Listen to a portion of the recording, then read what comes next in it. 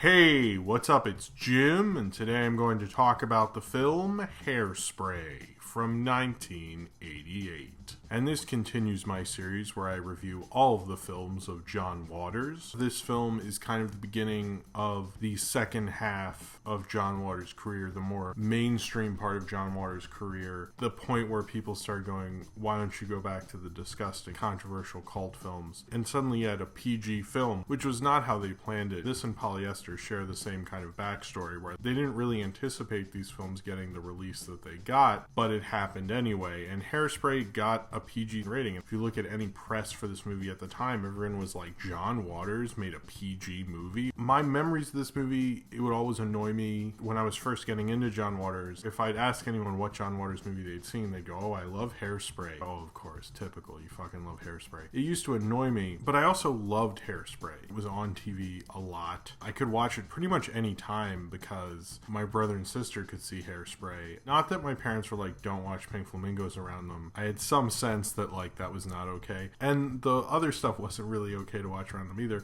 So it's kind of like Hairspray or nothing at all. And since I was a little obsessed, I watched Hairspray probably maybe more than I wanted to, but I ended up really loving this movie. And I think partially because it doesn't feel like a PG film. I think that's one of the best things about it, is that anyone can really watch it. It's not offensive, really. It's not too controversial. I mean, I guess unless you're racist or something. It's a very enjoyable, accessible movie from someone who didn't feel accessible before, but in a way what he did was he made an accessible movie that doesn't feel like an accessible movie. It feels like unique to this certain experience and certain nostalgia. But the one thing, as I've reviewed all these movies, that I've noticed is that when I'm looking back on these films and they represent something to gay culture and trans culture, they don't represent that to me, certainly. But that outcast idea of all his characters, that they were kind of the outcasts of society, and then they kind of broke their way in and were suddenly accepted, is something that kind of anyone can understand. Anyone can feel that has felt like an outcast and wants to kind of take over and win against the popular kids, or, you know, the council members, or be the filthiest people alive. And I think that's honestly, when I watched Hairspray,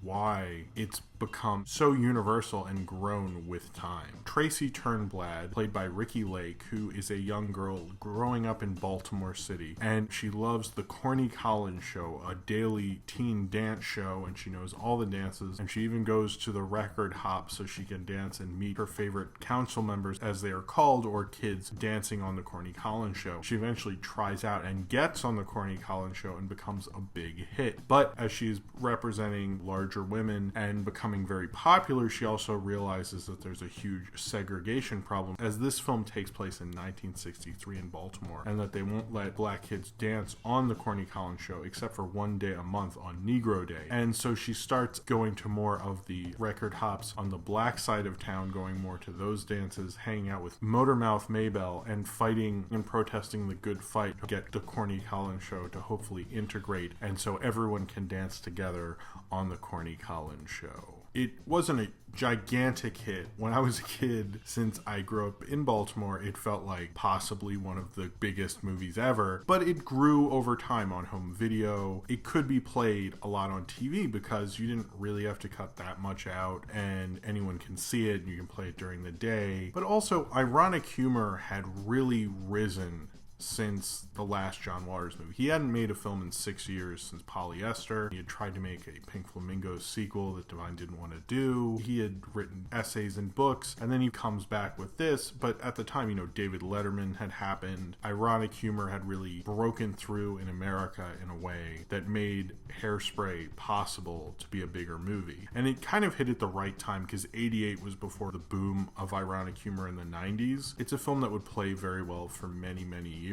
And since it was already a period piece, it's not like it could look out of style. It's an interesting movie. Pauline Kael called it a pop Dadaist teen musical, I think. I know pop Dadaist was in there. It is kind of ironic. It is kind of a bit odd. It's a little off. But it's also very much a fun message picture. It's not a message picture where it's beating you down with it. It's like, well, shouldn't we all be accepted and be able to dance? Like, what's the problem with that? Because of that, it almost like makes that message better, because you don't don't leave Hairspray feeling like bummed out. Ricki Lake ends it on Let's Dance, and you're like, hey, we had a good time. It's like a good time movie. And it's a great dance movie. There's a lot of dancing in this film. Watching it this time, I was like, this movie is like 60% dancing. Apparently, Ricki Lake danced so much she was worried about losing weight, so she had to eat constantly and dance and eat constantly. Sounds like a rough life. But it's not like crazy like how you expect movie dancing to be insane and amazing and professional in Hollywood. It does feel like the teen dancing from what the Corny Collins show is based on, which is the Buddy Dean show. And that show, unfortunately, actually did fall victim to integration because parents didn't want their daughters dancing with black boys, I guess. That's still something that's a big deal in Baltimore, how it's a fairly segregated city, as recent Baltimore uprising brings up, and the fact that probably one of John Waters' most known films, and probably one of the most known films to come out of Baltimore, is about that, maybe says it all. But he gives it kind of a happy ending because Buddy Dean wasn't against it. No one who danced on the Buddy Dean show apparently was. And you can actually see clips of the old Buddy Dean show on YouTube. I'll have a link in the description of at least the Madison dance from that show, because they do the Madison in Hairspray. So if you've ever actually wanted to see what the Corny Collins show is based on, that's where it all comes from. And John Waters loved Buddy Dean show, and he went to all the reunions. He knows like all this like gossip and everything about the Buddy Dean show. There's a real love for Baltimore in this. In the other films, it feels like he wants to disgust people. He wants to push your buttons, except for the infamous zit popping scene, which isn't actually that gross compared to what he did with his previous films. Shows a different side of him, a different kind of story he wanted to tell, but it keeps that idea of being an outcast throughout it. And I think Ricki Lake does a great job. This is really the film that made Ricki Lake a name. When I was a kid, she had a huge talk show and she was a big star, and it was kind of crazy that like she got her big start from this director who lived a couple miles away. That was like, wow, Hollywood's like right here. And she would come back occasionally, and she was in various John Waters movies after this, but it was like her big movie, and I think she does a great job. She has a real exuberance about her. She's never like bummed out. She always has a happy attitude towards it and how I'm gonna change things, and she just feels like this pleasant attitude that you always want to be around, and you want to help her fight segregation. She has that amazing personality in it that really works. Ricki Lake was so new to this. She was about 18 when she made it. Divine actually taught her how to walk in high heels, and for a little bit Divine was actually going to play both the mother and Tracy Turnblad, but New Line Cinema turned that down, which I think is a good idea because I really like Divine's role as the mother. I think Divine does a great job. This is of course Divine's last movie, and Divine actually died while they were expanding this movie in various theaters. So it was like the movie was doing well. It was a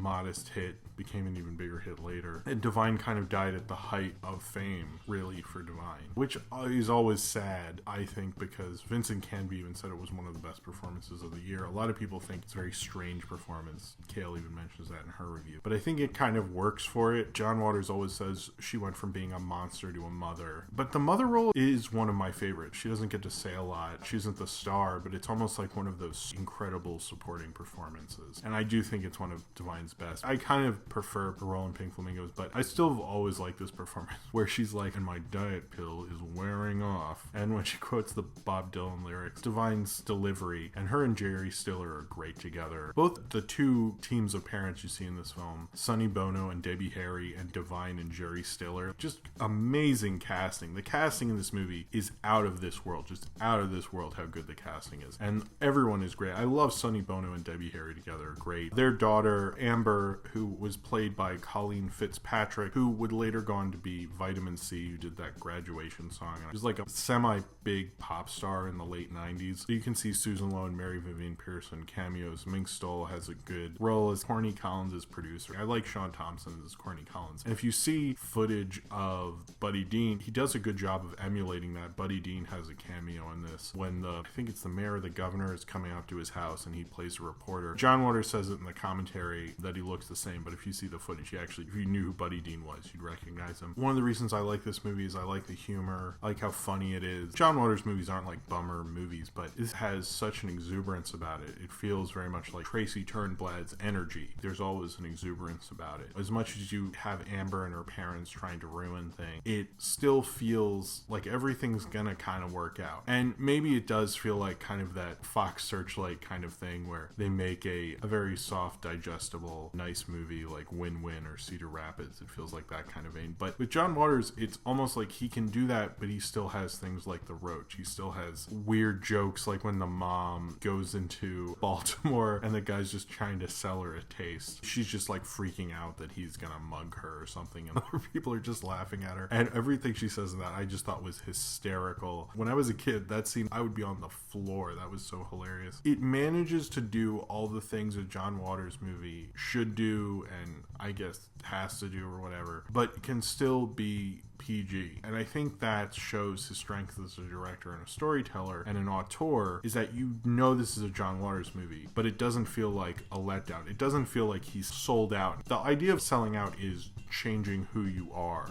for money, basically. It's not becoming more successful. It's changing who you are in a way that you're almost unrecognizable. Hairspray to me isn't selling out. Hairspray is an artistic change and purposeful artistic change, and something that interested him. You know, he loved the Buddy Dean show and he loves that era of rock and roll. So that's why Hairspray works so well. No one was going to make a movie about the Buddy Dean show unless it was John Waters. And that's why I think this movie feels so much like him, is because he takes things, whether it's Polyester or Desperate Living or Pink Flamingos, you look at those films, those are unique experiences and influences that make his films so good and make them so unique. And Hairspray is exactly like that, where he takes something like the Buddy Dean show that no other filmmaker was going to make a movie about, and he makes a movie about it, but he also does it in a way that makes everyone feel universal, that like would be a slumber party favorite that people could watch with their families, that you can have on a Saturday afternoon. It played on Comedy Central like crazy, and it's such a fun movie and a great movie. And as much as it bums me out that I want people to be challenged by cinema and almost throw up and like gag at having to see Divine eat dog shit, I still want people to have a good time. I want people to enjoy cinema, and I want people to enjoy John Waters. And as much as it used to bum me out when I'd say, oh, I'm really into John Waters, he's like my favorite, when I was like 13, when I was in middle school, I was obsessed. And then people would go, oh, I love Hairspray. And you'd be like, oh yeah, that's the one. I was being a rebellious little shit and such. I don't think I realized how much these people, these underdogs, fighting for the genuineness of their personality, which Tracy Turnblad did that because she believed everyone should be accepted in a very like pure kind of way. And that's a genuineness in her personality, just like Divine was the filthiest person alive, like all of his films. And I think Hairspray fits in with all of it. And the funny thing is how shocked everyone was about the PG rating. That's the most shocking thing about Hairspray. But the movie in itself isn't very shocking, but it fits into his filmography regardless of all that. I'd always put it second to Pink Flamingos in terms of his filmography. Forever he'll be John Waters, and they'll say who directed Pink Flamingos, Hairspray, and they'll put like Pecker or something else. But Pink Flamingos, Hairspray are a two double dose of great Baltimore cinema and great movies in general. Hairspray's a fun, great movie. I can show it to anyone. I love watching the dances. I like how kind of raw it is, even though it's very accessible and digestible. It doesn't do a lot of close-ups. He still does a lot of wides. How Waters shoots things is very interesting in a way, because it's definitely done because they can't do a ton of coverage and they only have a certain amount of budget. This will always be one of the great Baltimore movies and one of the great John Waters movies. It's digestible, but you can tell it's not controlled. You can tell it's from a place of people who care about something, and you can tell it's positive energy. I like to be grossed out. I like cinema to do a lot of things, but there's certain times I like to put on Hairspray and have a good time. I used to always think, oh, this is mainstream Waters, but I'm kind of in the mood for it. But in a way, I like how it's mainstream Waters because it shows how John Waters was saying overall is about underdogs, and underdogs kind of achieving something over the man. And in reality, that didn't happen. And I think in Baltimore, in reality, it never happens. With Hairspray, you can live in that world where it did. And like at the end where Ricky Lake's like, let's dance, that's a really fun world to live in. And I think that's why Hairspray has become what it's become. So if you have seen Hairspray and you would like to talk about it, then comment below in the comments and subscribe if you would like to. And check out my John Waters review playlist. I have reviewed all of John Waters' previous films, or at least when I put out this video. That's true if you're seeing this much later. Then I have reviewed all of John Waters' films. Thank you very much for watching, and I hope to see you next time.